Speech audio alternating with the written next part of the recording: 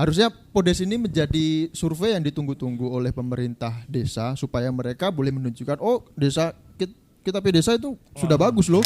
Jadi mengecek keberadaan keluarga-keluarga, apakah keluarga ini masih ada di wilayah tersebut ataukah sudah meninggal atau sudah pindah.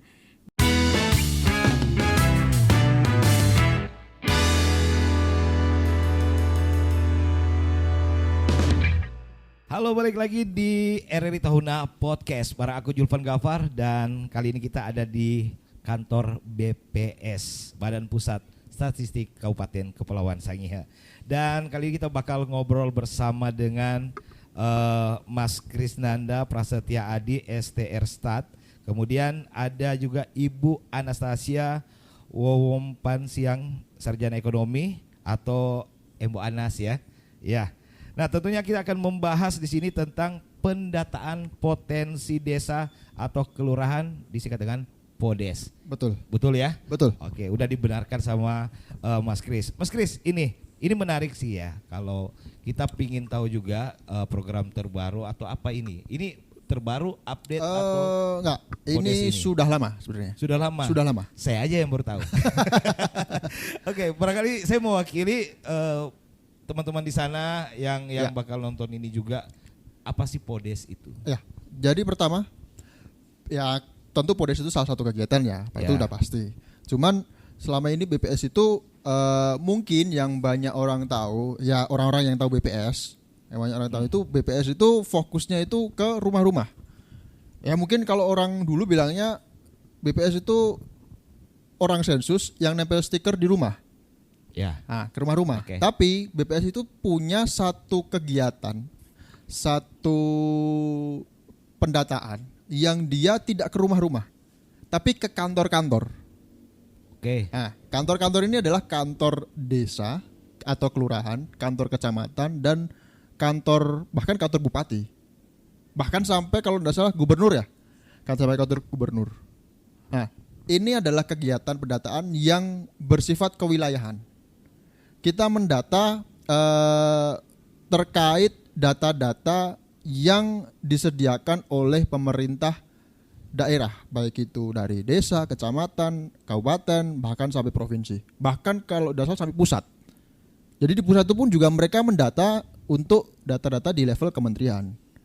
Itu secara umum Podes itu seperti itu. Jadi kita datangnya ke kantor desa, bertemu dengan aparat desa atau kampung untuk meminta data. Gitu. Jadi sasaran Podes itu? Sasaran Podes itu sebenarnya dia langsung ke kalau bisa dibilang langsung ke pemerintah sasarannya.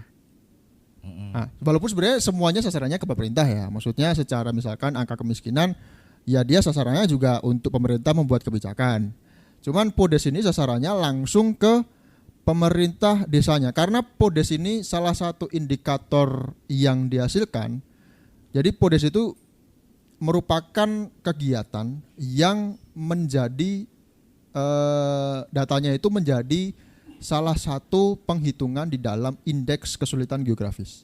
Nah, indeks kesulitan geografis itu nanti itu merupakan salah satu indeks yang membantu untuk pengalokasian dana desa.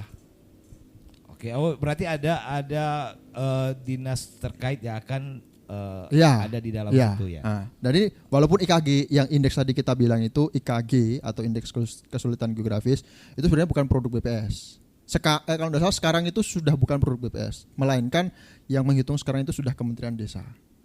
Dulu sempat yang menghitung BPS itu sempat, cuman sekarang yang menghitung Kementerian Desa. Nah itu indeks itu menjadi salah satu penghitung dalam pengalokasian dana desa. Dan dana desa kan tentu saja diperlukan oleh desa ya, untuk melakukan kegiatan di desa, bantuan segala macam. Nah itu salah satu output yang dihasilkan oleh Podes ini dia. Oke, terus Podes itu satuan atau apa? Podes itu cakupannya Podes itu cakupannya itu desa, kantor pemerintah. Jadi cakupannya itu desa, itu bukan sampel, melainkan sensus sebenarnya. Jadi misalkan Sangihe itu ada 167 desa atau kelurahan. Itu semua kita data. Sampai di Marore, sampai Tatuareng, sampai di Nustap, itu kita data. Tapi datanya tidak ke rumah warga, ke kantor desanya. Oke. Kita wawancara aparat desanya. Aparat kampungnya ya. Betul. Oke, sudah lebih berarti sudah mengerucut. Iya, Saya betul. Tidak ke rumah-rumah lagi. Iya, Itu yang sudah membedakan mengerucut. ya. Iya, betul. Oke. Nah, mungkin pasti orang juga pada tahu ya ada manfaat-manfaat daripada adanya dengan Podes ini. Ya. Nah, tentunya dengan langkah yang dilakukan kayak pendataan ini, penting ke pendataan kayak gitu ya. Podes ini di satu desa atau satu kelurahan. Ya, lagi-lagi kita bilang sebenarnya kalau menurut kita secara pribadi ya yang paling penting sebenarnya ujung-ujungnya kan nanti ke dana desa. Nah, jadi yang dihasilkan itu tadi kesulitan geografis. Jadi di dalam indeks itu penyusunnya itu banyak. Ada pelayanan dasarnya, ada dari segi transportasinya, ada dari segi infrastruktur seperti misalkan sekolahan, baru bank, itulah. Itu ada penyusun di dalam indeks itu ada penyusun itu yang menyusun angka indeks tadi. Jadi ketika misal angka indeksnya itu interpretasinya itu semakin tinggi angkanya berarti semakin sulit wilayahnya.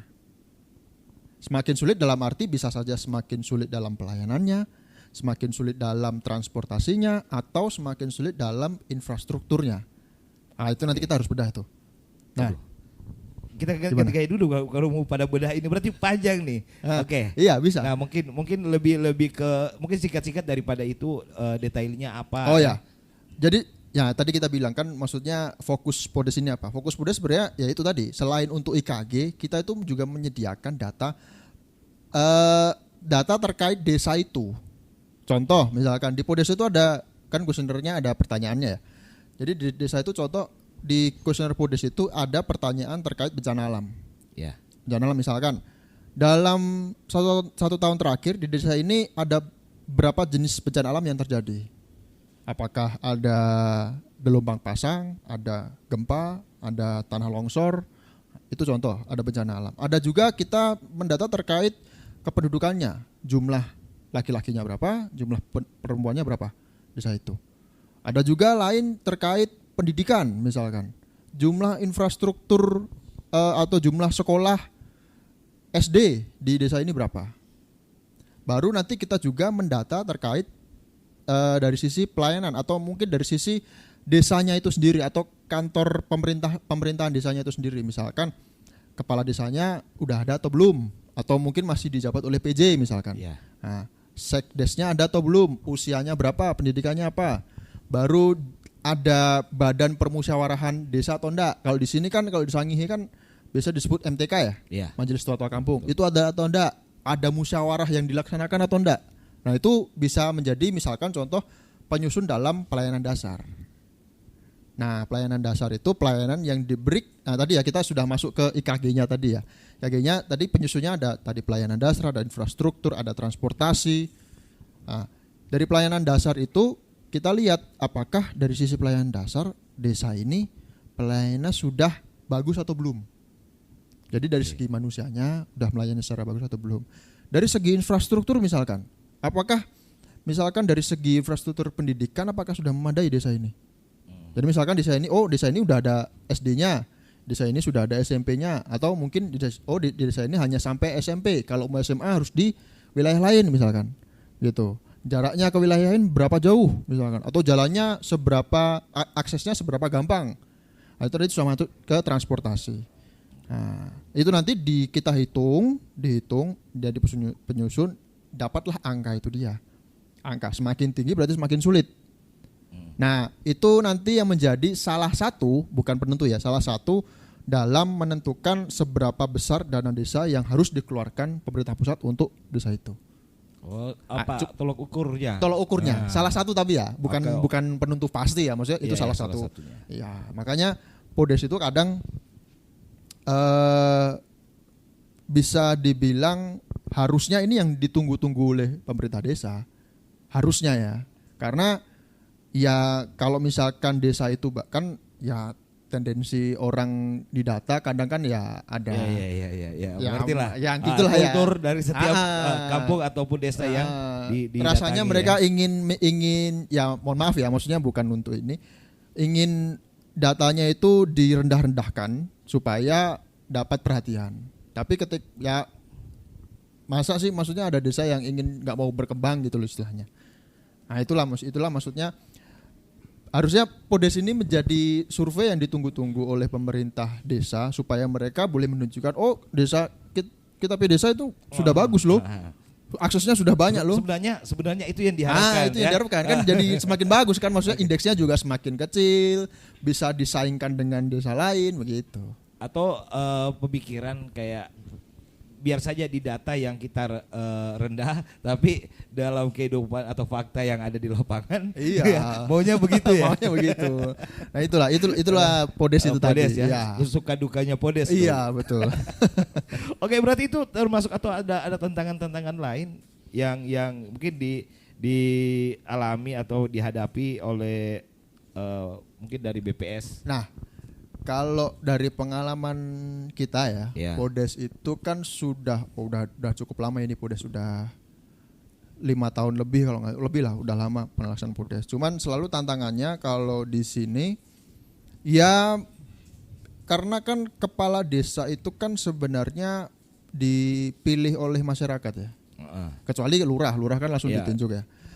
Karena di sini juga di Sangihe juga mayoritas adalah desa. Karena dipilih masyarakat, kadang ya mau nggak mau mereka ada tendensi politik tertentu lah istilahnya, ada tendensi politik tertentu yang mana ya walaupun kita pun juga sebagai pihak dari pemerintah pusat pun yang mendata itu, yang sebenarnya mereka juga butuh, kadang mereka juga ada sisi penolakan lah, walaupun sebenarnya tidak semua perangkat itu menolak. Nah, mungkin ada satu pihak yang mungkin oknum lah ya. Ya mungkin ada memendam rasa tertentu dengan BPS, jadi mungkin mereka menolak. Jadi kita pun juga sebenarnya sudah mengetahui hal itu dan sudah mengantisipasi lah istilahnya dengan cara kita minta dukungan dari bupati. Itu salah satu berarti masuk strategi yang dilakukan oleh BPS. Ya. 4-3-3. Oh ya bukan ya. Bola dong. Oke, ya. Itu salah satu strategi. Salah satu strategi minta. Atau masih ada banyak lagi? Iya, masih ada beberapa lagi. Tantangannya kan beda-beda juga ya. Walaupun tantangannya ya itu satu. Yang kedua tantangannya juga khususnya di wilayah Sangihe kan tidak semuanya bisa kita tempuh dengan motor dan mobil. Perlu juga kita sama dengan Marure. Kapal atau perahu. Dan tentu kan tidak, maksudnya pendataan seperti ini tidak semudah itu ya. Maksudnya kita juga perlu untuk membuktikan bahwa data yang kita sediakan itu betul adanya. Real. Jadi walaupun dari pemerintah desa sudah kooperatif, dari pemerintah kampus sudah kooperatif, kita pun juga perlu memastikan bahwa ini memang data yang ada di desa dengan cara jadi dalam SOP kami untuk Podes khususnya ya, itu ketika datang ke desa setelah mendata, kita itu perlu ada surat pernyataan dari aparatnya, khususnya dari kepala desanya, yang menyatakan bahwa data yang dia berikan atau yang kepala beliau berikan ini benar adanya dan harus tanda tangan dan dicap. Nah, itu bukti legalitas kami lah istilahnya. Nah, jadi kalau dari situ kan mau nggak mau nggak bisa kita dari sini telepon ke desa langsung, harus ke sana, harus menemui lah istilahnya. Nah, mau nggak mau berarti yang di wilayah ujung sana ya mau nggak mau harus ke sana. Bukan superhero ya, yang diutus dari BPS untuk menuju ke satu tempat, satu desa ya. Iya, mau nggak mau harus ke sana. Ya gimana pun aksesnya. Ya kalau misalkan kan sekarang kan cuma ada sabuk ya. Sabuk untuk kapal perintis, akomodasi ya. Akomodasi. Itu pun juga tidak setiap hari. Itu pun juga kalau cuacanya bagus. Iya. Nah, kalau cuacanya kemungkinan ya. Kemungkinan. Dan juga pendataannya kan juga tidak 1 tahun. Iya. Ya kan maksudnya ada batas waktunya lah. Ya sebagaimana bisanya kita dari BPS wilayah masing-masing itu untuk bisa mendapatkan data tersebut. Ini ada juga ya, mungkin ada Embo Anas gitu ya. Apa sih kalau program Embo Anas mungkin dari Iya. Jadi sebenarnya kalau Ibu Anas ini dia kita juga ada program yang tidak kalah seru dengan Podes, ada Supas. Oh, tandingan nih atau apa ya? Bukan tandingan dong. Kan sama-sama di BPS bukan Oke. saingan. Nah, mungkin bisa lebih dijelaskan Iya, langsung mungkin oleh dari- Kak Anas dari. Mungkin program apa sih barangkali boleh dikasih tahu lah. Di-spill di sini ya, nggak di-spill di tempat lain. Oke, kebetulan di waktu dekat ini ada kegiatan pendataan Supas. Nah, Supas ini kepanjangannya itu Survei Penduduk Antar Sensus. Nah, pelaksanaan Supas ini kebetulan itu dimulai dari bulan Juni sampai dengan bulan Juli. Oh, di depan ini dong berarti ya. Iya. Betul. Oke. Jadi 2 bulan full pelaksanaan Supasnya. Nah, kebetulan hari ini saya juga baru selesai pelatihan instruktur untuk melatih petugas lapangan nanti. Oke. Nah, sasarannya kalau Supas mungkin ada boleh juga di-spill di sini ya. Maksudnya sasarannya apa, kemudian dampak yang bisa didapatkan dari masyarakat dan juga dari BPS ya. Kalau Supas mungkin bedanya dengan Podes. Kalau Podes kan lebih ke kantor-kantor ya, ya kantor-kantor pemerintah. Tapi kalau Supasnya ini respondennya itu ke rumah tangga. Jadi nanti sebelum melakukan pendataan kita ada tahap sebelum pendataan. Jadi ada tahap pemutakhirannya. Jadi nanti petugasnya itu sebelum menarik sampel untuk mencari rumah tangga yang akan jadi sampel di wilayah tersebut, petugasnya harus melakukan pemutakhiran terlebih dahulu. Jadi petugasnya itu akan mengupdate nama-nama yang sudah keluar di prelistnya kita. Jadi kebetulan pendataan kita kali ini itu menggunakan aplikasi, jadi bukan pakai kertas lagi. Bukan PEPI lagi tapi udah pakai KEPI, jadi pakai aplikasi Fasi namanya. Oh, jadi nama-nama rumah tangganya boleh tahu? Jangan-jangan nama saya juga masuk di dalam situ ya? Harusnya masuk. Harusnya ya? Harusnya masuk. Kalau untuk nama-nama rumah tangga untuk sekarang ya itu belum bisa dipastikan kalau siapa saja yang keluar jadi sampel. Karena kita harus melakukan tahap pertama tadi seperti saya katakan tadi, ada pemutakhirannya. Jadi petugasnya itu melakukan pemutakhiran terlebih dahulu, jadi mengecek keberadaan keluarga-keluarga, apakah keluarga ini masih ada di wilayah tersebut ataukah sudah meninggal atau sudah pindah. Jadi nanti dari hasil sudah pisah juga jangan lewatkan iya ya, udah bisa pisah jadi gitu ya. pisah. Oke. Ya, jadi nanti dari hasil pemutakhirannya ini baru bisa ditarik sampel. Nah, kebetulan untuk Supas ini sampelnya itu ada 16 sampel dalam satu SLS. Dalam satu kalau kita di sini kan biasa SLS itu lindungan, kalau di kampung-kampung, kalau Ya. di perkotaan kan RT. Lingkungan. Lingkungan. RT. Yang terkecil. Terkecil. Oh, terkecil. Kalau di RT. ya RT. Oke. Nah, jadi ini barangkali kalau bisa didapatkan sampelnya itu maksudnya dari mana ya caranya barangkali boleh biar masyarakat siapa tahu ini nanti bakal turun lapangan lagi untuk Ya. mendapatkan sampelnya. Nah, biar masyarakat juga pada tahu, ya kan? Jadi jangan kaget kalau kok ada yang datang kemarin, Podes yang datang, contoh lah, ya kan di satu wilayah. Ya. Nah, terus datang Supas. Sudah kan kemarin, nanti kan begitu. Apakah nanti kaitannya apa begitu ya? Mungkin apa sampelnya dari mana bisa dapat itu?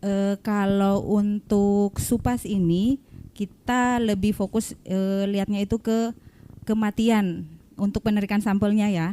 Kematian jadi wanita yang berumur prioritasnya ya. Wanita yang berumur 10 tahun sampai 54 tahun.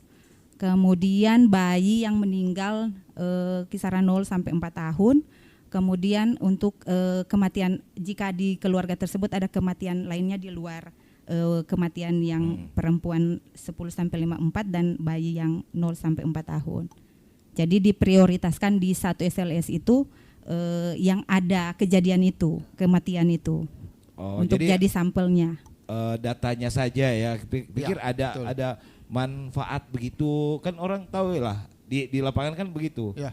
Nanti kita kayak bahas hal yang kalau ada petugas sensus yang datang ini lagi ya kan. Maksudnya kita udah tahu, sudah siap dengan pasti konsekuensi yang ada Iya, kan. betul. Nah kalau dari Mas Kris barangkali hal yang berkaitan ini ada nggak? Maksudnya ini pencerahannya seperti ini. Nah, kalau ya Supas ini kan yang sebenarnya terakhir dilaksanakan itu 2015. Berarti sudah lama dong. Sudah lama. Oke. Supas itu kan singkatannya dari survei Antar- penduduk Antar sensus. antar sensus. Jadi pelaksanaannya itu mungkin dia beda ya sama bedanya itu kalau Supas itu dia menjembatani 2 sensus penduduk. Jadi pelaksanaannya di tengah-tengah, kan kemarin ada sensus penduduk 2000 yang terakhir 2020. Nanti 2030 lagi ada 30. sensus penduduk. Nah, di tengah-tengahnya itu ada pelaksanaan Supas, Supas. biasa seperti itu. Supas juga itu pelaksanaannya 10 tahun sekali. Jadi di tengah-tengah 2 sensus penduduk untuk pelaksanaan Supas. Jadi kalau kayak mungkin apa nih mau ditambahin? Nah, kalau yang pertama kan kalau yang yang sensus penduduk itu hanya mendata jumlah penduduk. Oke. Mau tahu berapa banyak berapa nih? satu kakak Ya. satu rumah 17 kakak ada Ya, dalam ya. kalau enggak Oke. dari Sangihe ini jumlah penduduknya berapa ratus ribu jiwa. Nah, kalau Supas ini sebenarnya fokusnya dia ke tadi kematian. Untuk mendapatkan angka yang tidak bisa didapatkan di sensus penduduk. Salah satunya adalah angka kematian ibu. Ini sudah 10 tahun, Iya, sudah 10 tahun berarti iya. lama. Jadi nanti jangan sampai Iya. masyarakat juga mungkin lewat podcast ini masyarakat bisa Ya, ya nanti kita tunggu betul. ya. Betul. Ada Ibu Anas dan kawan-kawan yang mau datang ya. Karena angka kematian itu sebenarnya walaupun angka kematian walaupun sebenarnya kita terdengarnya seperti kok angka kematian, tapi itu sebenarnya penting. Salah satu ukuran penting dalam menentukan jumlah penduduk. Karena jumlah penduduk kan sebenarnya rumusnya itu adalah fertilitas, kelahiran dikurangi kematian ditambah dengan migrasi masuk dikurangi migrasi keluar. Itu kuncinya. Untuk jumlah penduduk itu sebenarnya itu kuncinya. Salah satu metodologinya lah. Itu seperti itu. Makanya dan angka kematian ini tidak bisa didapatkan kayak misal 1 tahun sekali, itu tidak bisa.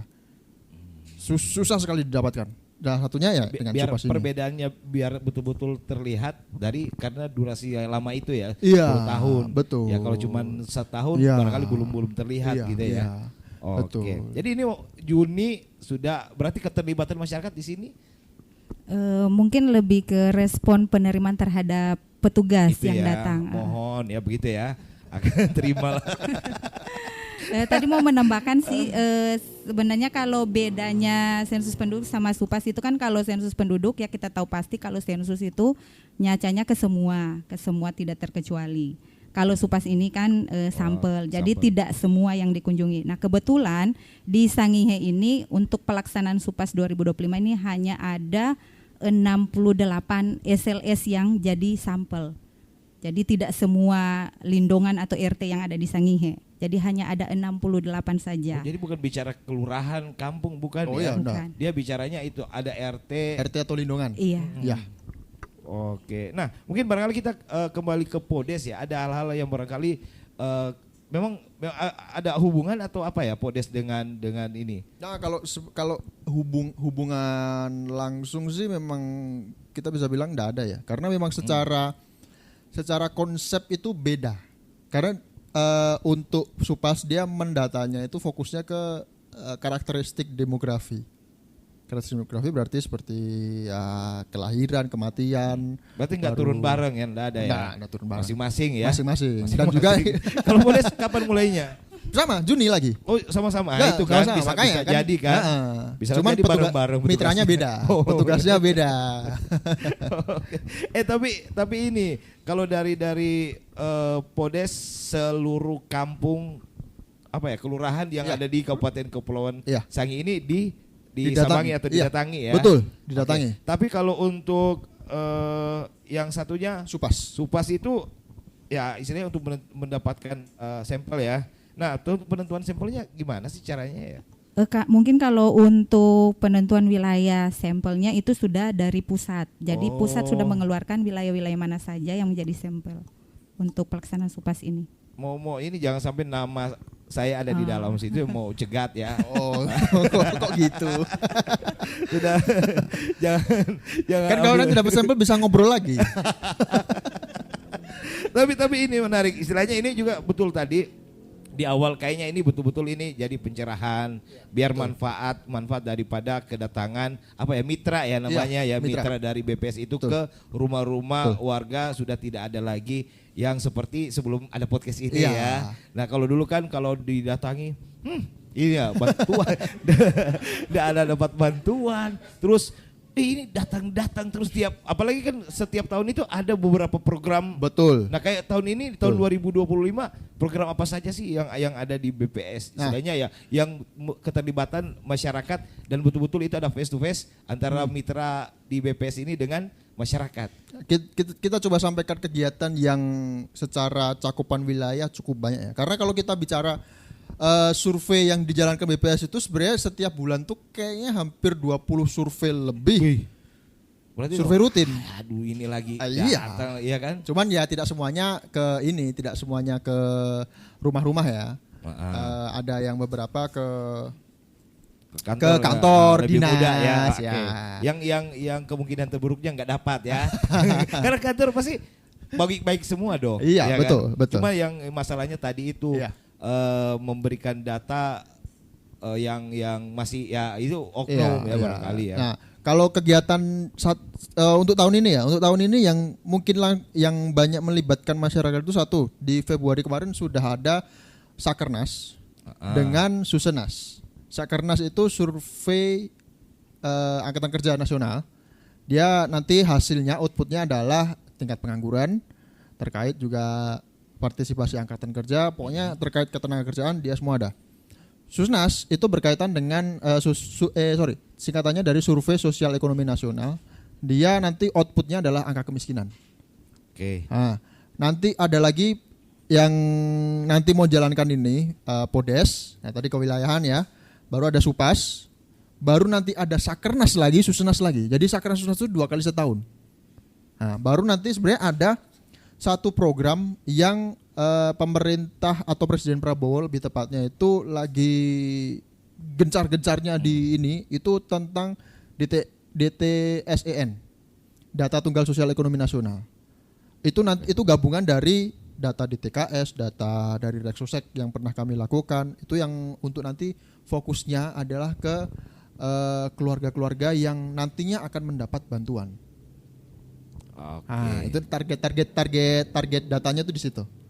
Targetnya, outputnya.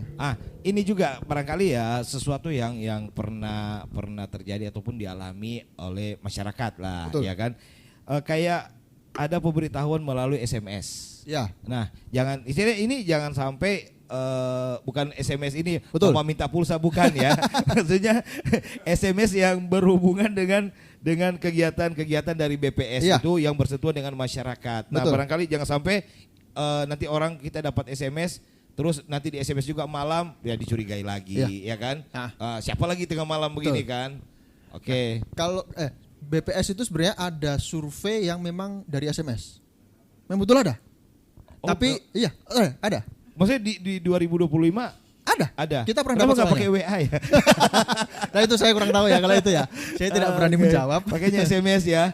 Mau minta pulsa. Cuman cara membedakan supaya dia penipuan atau tidak. Kalau yang resmi dia pasti namanya bukan nomor. Langsung BPS RI. Ya bisa jadi kan di copy terus disalin di SMS buat begitu lagi kan. Ada ini oknum ya kan. Ya, biasanya kan kalau misalkan login misalkan anggaplah Facebook lah. Iya. Facebook kalau kita login Facebook ada minta kode SMS. Biasanya kan langsung muncul Facebook gitu kan ya. Facebook atau mungkin dari aplikasi apa langsung muncul nama aplikasinya. Jadi bukan nomor HP yang muncul. Oke.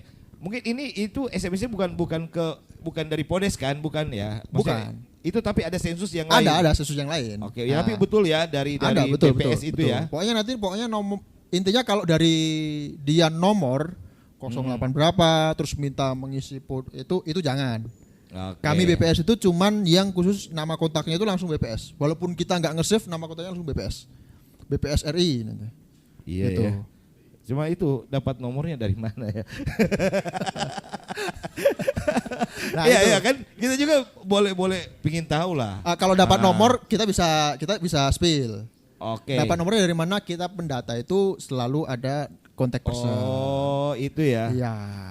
Oke. Cuman oke. memang kita bisa jamin ya waktu kita bisa jamin bahwa nomor HP-nya itu tidak akan dikemana-manain lah istilahnya.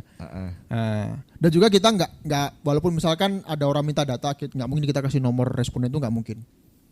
Nomor pokoknya informasi tentang informasi pribadi, nama, alamat, yang NIK, masuk ke BPS ini Iya. istilahnya nggak bakal keluar kemana-mana Iya. ya. Misalkan Ya. kayak nama, ya informasi pribadi deh. Nama, NIK, nomor NIK ya, nomor KTP, baru nomor HP itu nggak mungkin dipublikasikan. Sama sekali nggak mungkin dipublikasikan. Tapi kalau di saat SMS masuk terus kita nggak menjawab ada Enggak apa-apa ya. Nggak apa-apa, enggak masalah. Itu kan ya itu sebenarnya haknya responden ya. Oh, Haknya oke. responden. Saya Ya. pikir nanti nggak menjawab dapat ini lagi. Oh, ya. enggak. Oke, nanti bantuan disorong ke tetangga. Ya. Enggak sampai segitunya. Tapi intinya itu barangkali kemungkinan pernah terjadi di Betul, BPS ya. betul. Jangan sampai kaget kalau ada SMS Betul. dari BPS. Nanti Betul. besok pakai WA atau cek inbox ya. Oke, memang sih ini juga banyak hal yang bisa kita tahu Iya.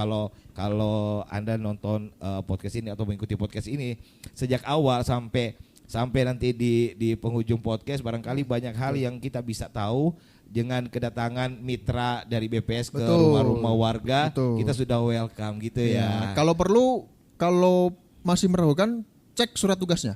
Oh ada begitu ya. BPS itu pasti selalu pakai surat tugas. Kalau nggak ada surat tugas, silahkan masyarakat lapor langsung ke kantor. Ya, jangan sampai ada oknum yang membawa nama Iya ya betul. kan, biar dapat ini. Kadang itu ada beberapa atribut BPS yang memang diberikan ke petugas dan dia misalkan sudah tidak mendata. Kadang mereka ya namanya orang kan Ya.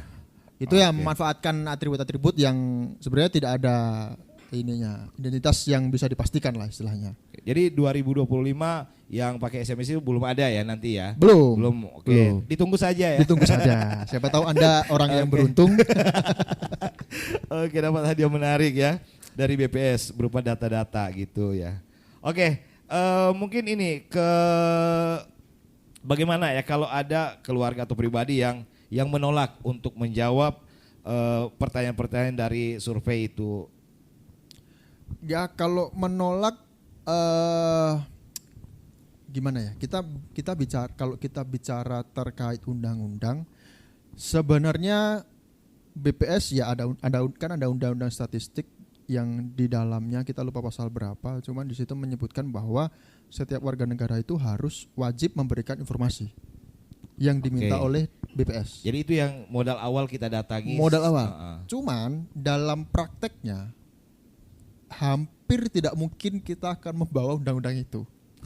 Karena kalau kita membawa kita Kelamaan bisa ya. langsung dipukul.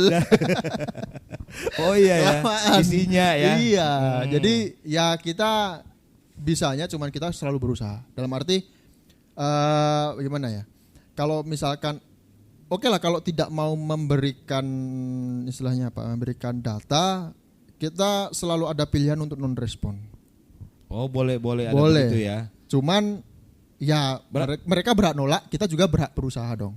Oke. Ah, Tapi ya kan tidak mungkin ini ya kan random atau petugasnya gimana nih mitranya ini dipilihnya random atau gimana? Kalau mitra kita selalu ada open recruitment.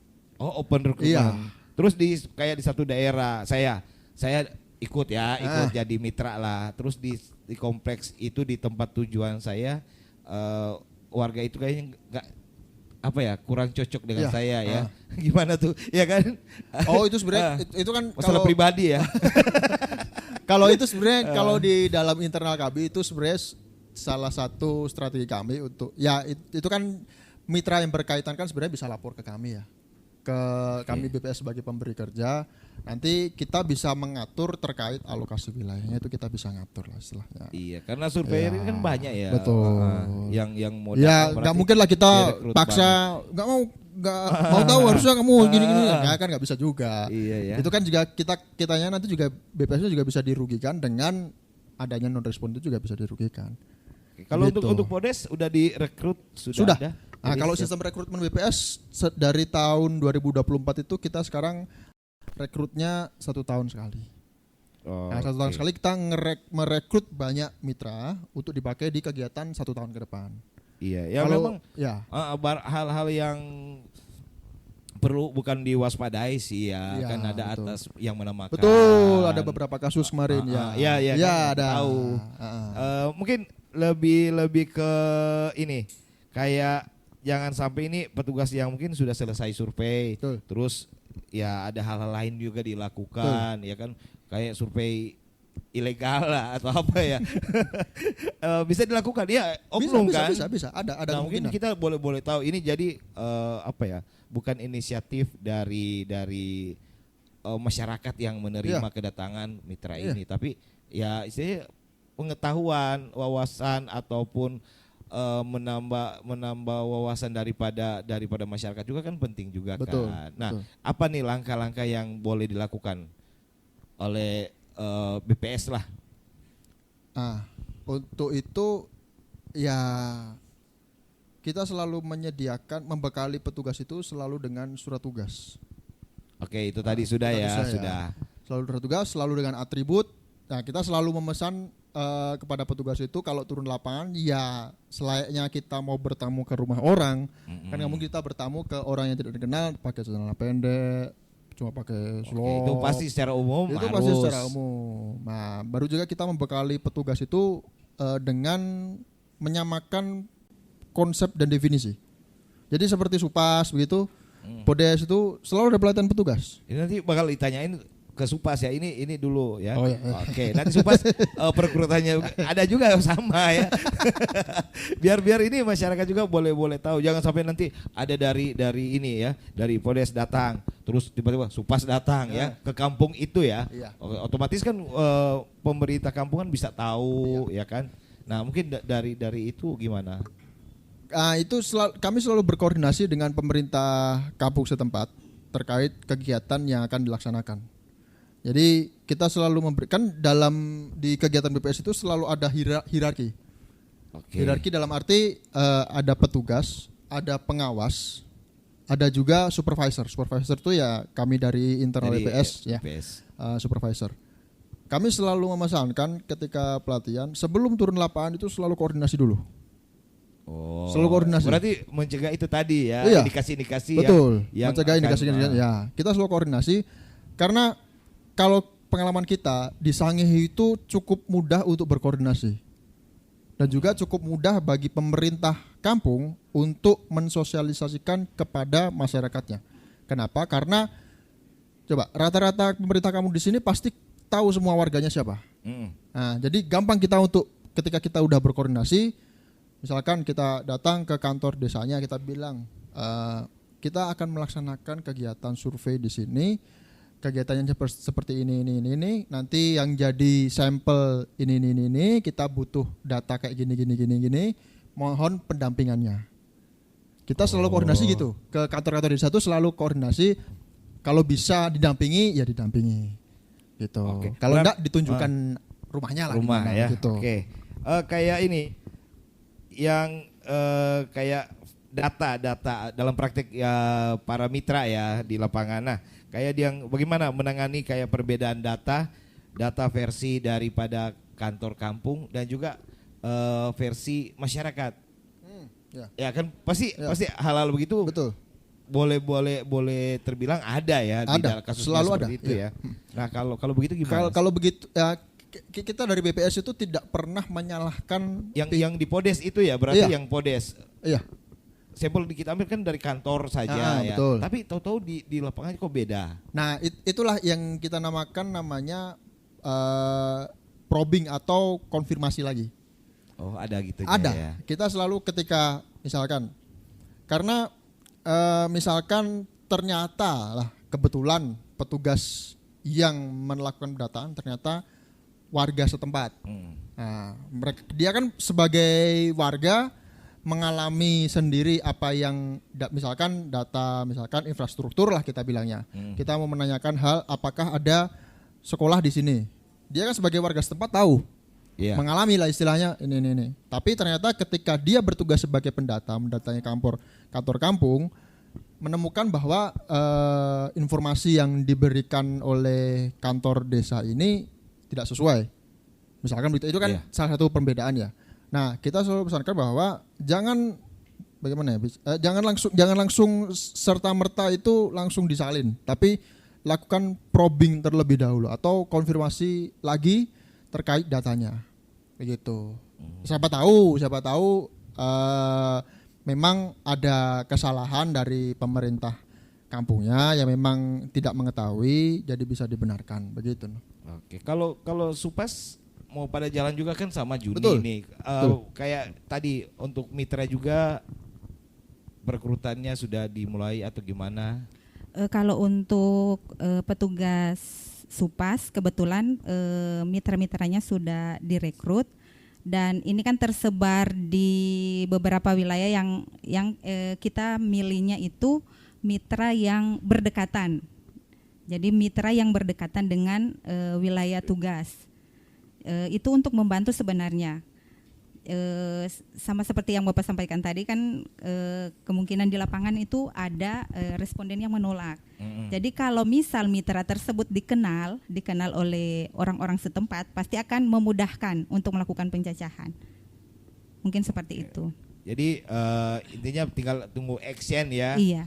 Oke, jadi silakan nih yang mau berarti ini yang bersentuhan dengan masyarakat ya. Iya. Oke, untuk Supas. Jadi silakan pastinya untuk masyarakat. Mungkin dari Mbak Anas mau sampaikan ke masyarakat juga bahwa dengan Supas ini nantinya di bulan Juni. Oke, harapannya silakan.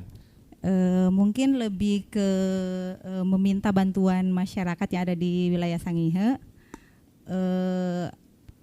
Agar bisa menerima kedatangan petugas Supas khususnya yang pelaksana pendataannya di bulan Juni sampai dengan bulan Juli nanti, agar bisa memberikan data yang sesuai dengan kondisi sebenarnya di keluarga atau rumah tangga tersebut. Mungkin itu saja, meminta bantuannya untuk bisa bekerja sama memberikan data yang benar-benar mencerminkan kondisi di lapangan. Oke, itu ya untuk Supas ya. Untuk Podes gimana nih? Untuk Podes kita mintanya ke pemerintah kampung. Pemerintah kampung ya, nggak terlalu sulit ya. Oke, tapi real ya datanya ya. Betul. Ya kita menghimbau untuk seluruh aparat desa dan kelurahan yang ada di Kabupaten Kepulauan Sangihe ini bahwa bulan depan ini torang somo turun ke sana untuk minta data terkait desa yang berkaitan desa itu seperti tadi pendidikan segala macam supaya diterima dan diberikan datanya selengkap-lengkapnya dan sebetul-betulnya ya, yang benar adanya. Yang benar adanya. Oke, nah mungkin sebagai penutup ya di podcast kita nih, ini juga hal-hal yang menjadi harapan dari barangkali semua survei yang nanti akan dilakukan oleh BPS. Apa nih dari kedua, mungkin dari Mas juga, dari Mbak Anas juga, mungkin dari Mas dulu nih terakhir nih sebagai closing statementnya juga ya. Ya, kita cuma berusaha tadi selain yang supaya masyarakat bisa menerima kedatangan kami di survei apapun itu. Yang kedua, kalau memang ada keraguan dari masyarakat, silakan jangan sungkan-sungkan untuk meminta legalitas dari petugas yang datang. Oke, itu karena karena kami selalu membekali petugas kami dengan surat tugas, dengan tanda pengenal, ya, dengan juga berpakaian sopan dan rapi. Begitu. Oke, baik. Kalau dari Mbak Anas? Kalau dari saya sih sebenarnya secara keseluruhan sudah disampaikan Pak Kris tadi. Jadi mungkin bisa selain surat tugas yang bisa menjelaskan legalitasnya itu, petugasnya kan sudah dikasih juga name card-nya. Jadi rumah tangga itu bisa mengetahui bahwa petugas itu benar-benar dari BPS. Ya. Jadi disupport lah Iya. ya. Betul. Intinya terima gitu Iya, ya. terima. Betul. Intinya Oke. itu sebenarnya terima dengan baik kedatangan petugas karena selama ini kesulitan kita itu kadang kan suka Iya, nggak diterima. berarti ada dong, ya kan? Iya kan, Ada, ada. ada. Karena saya juga pernah mengalami itu. Pernah Oke. mengalami. Gak usah tanya di mana itu ya, Iya, gak usah nggak ya. usah, nggak usah. Cukup menjadi rahasia. Oke, baik. Mungkin itu dulu ya. Yang masih terima kasih banyak Siap. buat Mas Kris, buat Embo Anas juga banyak hal yang bisa kita tahu apa yang dihadapkan ke depan nanti di bulan Juni yang dilakukan oleh survei untuk Badan Pusat Statistik adalah yang satunya adalah Supas, yang satunya Podes ya. Betul. Oke, kalau Podes kan udah oke, udah ini tinggal mau jalan. Semua Betul. kan surveyornya juga sudah ada ya. Iya. Oke, jadi intinya buat Bapak Ibu, buat teman-teman semua bisa menerima itu tadi ya. Itu harapannya biar semua berjalan sesuai dengan harapan Iya. dari BPS dan juga harapan dari masyarakat gitu ya. Oke, mungkin itu dulu. Sekian untuk podcast di RRI. Sampai jumpa lagi untuk podcast selanjutnya.